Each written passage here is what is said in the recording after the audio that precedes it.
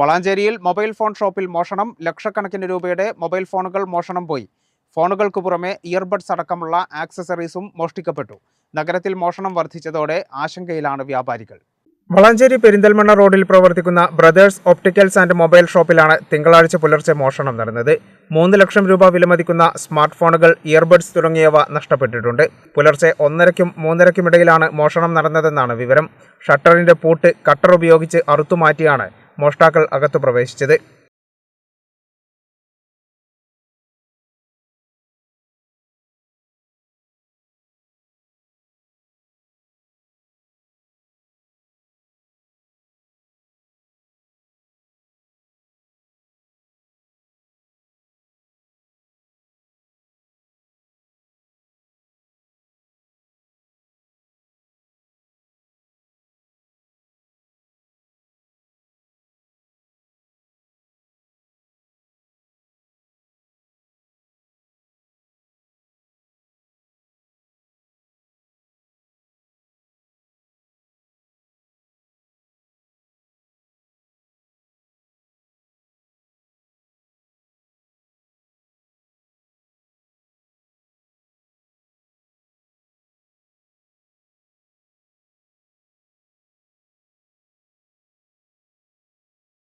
CCTV ദൃശ്യങ്ങളിൽ മണിക്കൂറുകളോളം മോഷണം നടത്താൻ കടയ്ക്കുള്ളിൽ ചെലവഴിക്കുന്നതും ഫോണുകൾ മാറ്റുന്നതും വ്യക്തമാണ്.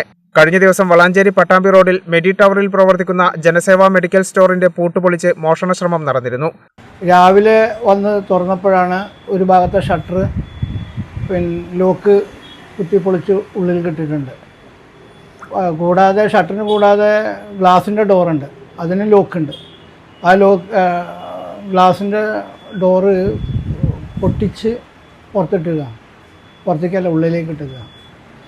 അങ്ങനെ CCTVയിൽ ആളെ കാണുന്നുണ്ട്. ഒരു 8 മൊബൈലും പിന്നെ ബ്ലൂടൂത്തിൻ്റെ ബ്ലൂടൂത്ത് ഹെഡ്ഫോൺ പോയി. അങ്ങനെ കുറേ സാധനങ്ങൾ പോയിട്ടുണ്ട്.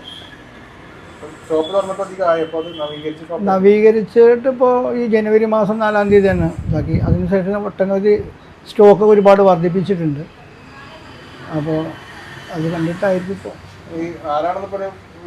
അതാണ് വ്യക്തമായ ധാരണയില്ല. നമ്മൾ CCTVയിൽ പിക്ചർ കാണുന്നുണ്ട്.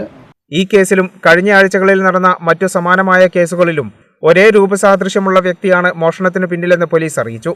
തുടർച്ചയായ മോഷണ ശ്രമങ്ങൾ വളാഞ്ചേരിയിലെ വ്യാപാരികൾക്കിടയിൽ ആശങ്കയുണ്ടാക്കിയിട്ടുണ്ട്.